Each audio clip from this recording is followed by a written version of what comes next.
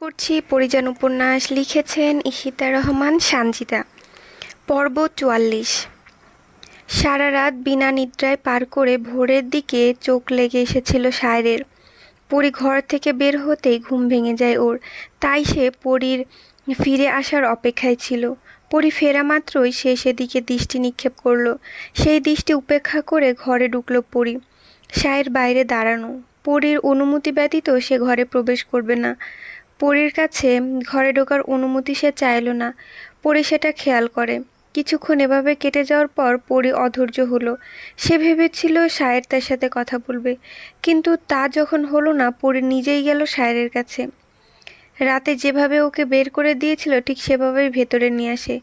বলে, আপনার সমস্যা কি? আপনাকে একবার জড়িয়ে ধরবো। কণ্ঠে এতটাই মাদকতা ছিল যে পরীকে ভীষণ টানছে।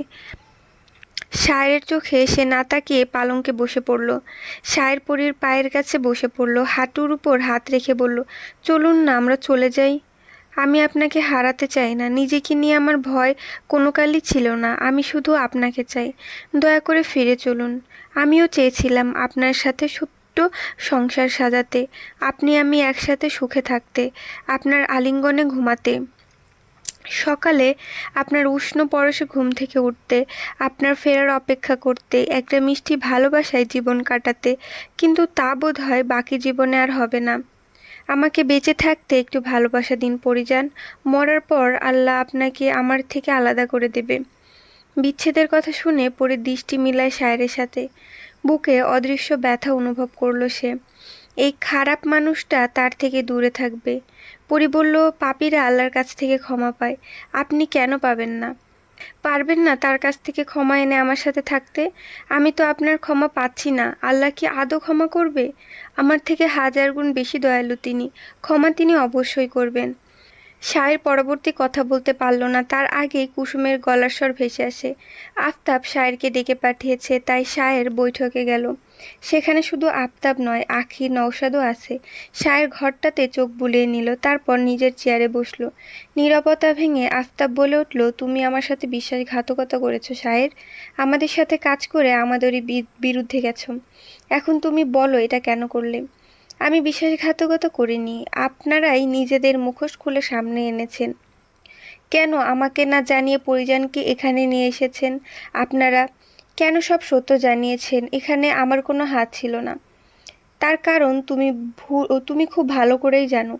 ভারী হয়ে উঠল সায়রের কণ্ঠ। মৃদু চেঁচিয়ে বলে উঠল, আমি বলেছিলাম না যে আমার স্ত্রী থেকে দূরে থাকবেন, তার কোনো ক্ষতি করার চেষ্টা করবেন না?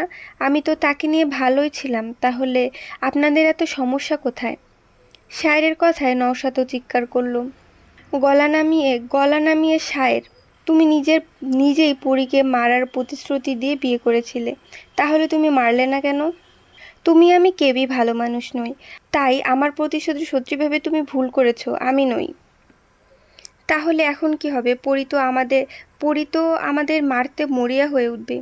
শায়ের হাসল। একটা মেয়ের ভয়ে এত কাবু তুমি? পরি কতটা ভয়ানক তা তুমি জানো শায়ের?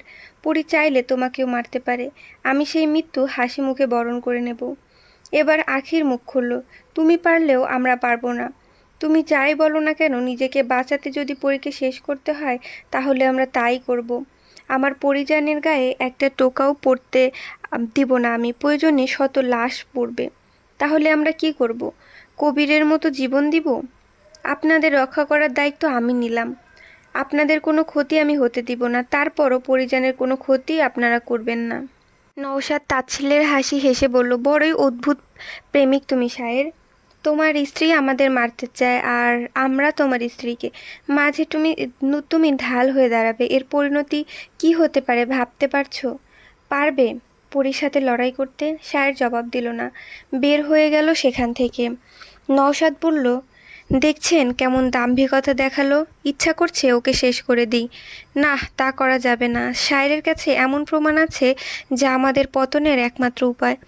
আফতাবের কথায় বিরক্ত হলো নওশাদও বলল, ও জীবিত থাকলে তো আমাদের ফাঁসাবেই। এমনি এমনি তোমাকে মূর্খ বলি না আমি। তোমার থেকে দ্বিগুণ বুদ্ধি শায়েরের। শায়ের খুব ভালো করে জানে আমাদের কার্যসিদ্ধি হলেই আমরা লোকদের মেরে ফেলি। সায়েরও নিস্তার পেত না, তাই সব কিছু তৈরি রেখেছে সে। ওর মৃত্যু হলেও সব প্রমাণ প্রকাশ্যে আসবে। নওশাদ চুপ করে গেল। আখির বলল, পরীকে ছাড়লে চলবে না। আমি জানি পরী থেমে থাকবে না। শায়েরের উপর আমার এতটুকুও বিশ্বাস নেই। তাহলে আমাদের পরিকল্পনা সাজিয়ে পরীকে মারতে হবে। শায়ের যেন টের না পায়। যদি শায়ের জানতে পারে তাহলে সে আমাদের ছাড়বে না। নওশাদ, আখির আর আফতাব নিজেদের মধ্যে আলোচনা করতে লাগলো। শায়ের ঘরে ঢুকতেই পরীকে দেখতে পেল। হাতে তার একটা ছুরি। সেটাকেই পরী গভীরভাবে দেখছে। হাত ঘুরিয়ে পরিচর্যা করছে কিভাবে এটা চালাবে সে। শায়েরকে দেখে হাত থেমে গেল ওর। এগিয়ে এসে শায়েরের সামনে দাঁড়িয়ে বলে, কি কাজ করে এলেন? আমাকে মারার নতুন পরিকল্পনা করছেন? মৃদু হাসে শায়ের, আপনি তো সব শুনেছেন, তাহলে আবার জিজ্ঞেস করছেন কেন? কথা বলল না পরী। ভাবল শায়ের কি কোনোভাবে ওকে দেখে ফেলেছিল। পরে ওদের কথা লুকিয়ে শুনছিল। শায়ের দেখল কিভাবে? আপনার উপস্থিতি আমি চোখ বন্ধ করে বুঝতে পারি। আপনার শরীরের প্রত্যেকটা লোমের সাথে আমি পরিচিত। কখনোই আমার থেকে নিজেকে লুকাতে পারবেন না। আমার বিশ্বাস করতে কষ্ট হয় যে মানুষটা এত ভালোবাসতে পারে, সে কি করে প্রাণ নিতে পারে। ভালোবাসা মানুষকে সব করাতে পারে। কথাটা বলে আর একটু কাছে এলো শায়ের। পরীর যে হাতে ছুরি, সে হাতটা উঁচু করে ধরে বলে, আপনি ঠিক এই ছুরির মতো ধারালো পরিজান। আমার হৃদয়ে গেঁথে আছেন। সেই ধারালো ছুরির ফাঁক গলিয়ে চুইয়ে পড়ছে আমার ভালোবাসা, যা শুধু আপনার জন্য বরাদ্দ। না পারছি আপনি নামক ছুরিটাকে বের করতে, আর না পারছি ধরে রাখতে। বুকে থাকলে ব্যথা হয়, আর বের করে দিলে মৃত্যু। এখন আমার করণীয় কি পরিজান? আমার যে খুব কষ্ট হচ্ছে। হাত থেকে ছুরিটা আপনা আপনি পড়ে গেল। উৎকণ্ঠা হয়ে পড়ি বলে, আমাকে দুর্বল করার চেষ্টা করবেন না। আমি কঠোর হতে চাই। আমি তাদের শেষ করতে চাই যারা আমার শত্রু। আমি জানি আপনি এর মাঝে আসবেন, তবে একটু সাবধানে থাকবেন। আপনি তো বললেন আল্লাহর কাছে ক্ষমা চাইলে তিনি ক্ষমা করবেন। আমরা দূরে কোথাও গিয়ে আল্লাহর কাছে আর্জি জানাই। বারবার একই কথা বলছেন কেন? আমি তো আপনাকে বলেই দিয়েছি আমি কোথাও যাব না। প্রতিশোধ না নিয়ে আমি যাব না। শায়ের থামল। এসব নিয়ে আর কথা বলল না। সে কিছুক্ষণ পর বলে উঠল, আপনাকে একবার জড়িয়ে ধরবো পরিজান। অনেক তৃষ্ণা পেয়েছে আপনাকে আলিঙ্গন করার। পরি শায়েরের বুকে মাথা রাখে আর শায়ের স্ত্রীকে জড়িয়ে ধরে নিজের তৃষ্ণা মেটায়। এ যেন বহুক্ষণের পিপাসা। আমার হাতে যদি ছুরি থাকতো আর সেটা যদি আপনার বুকে গেঁথে দিতাম, তাহলে কেমন হতো মালি সাহেব? সেটা আমার পরম সৌভাগ্য হতো পরিজান।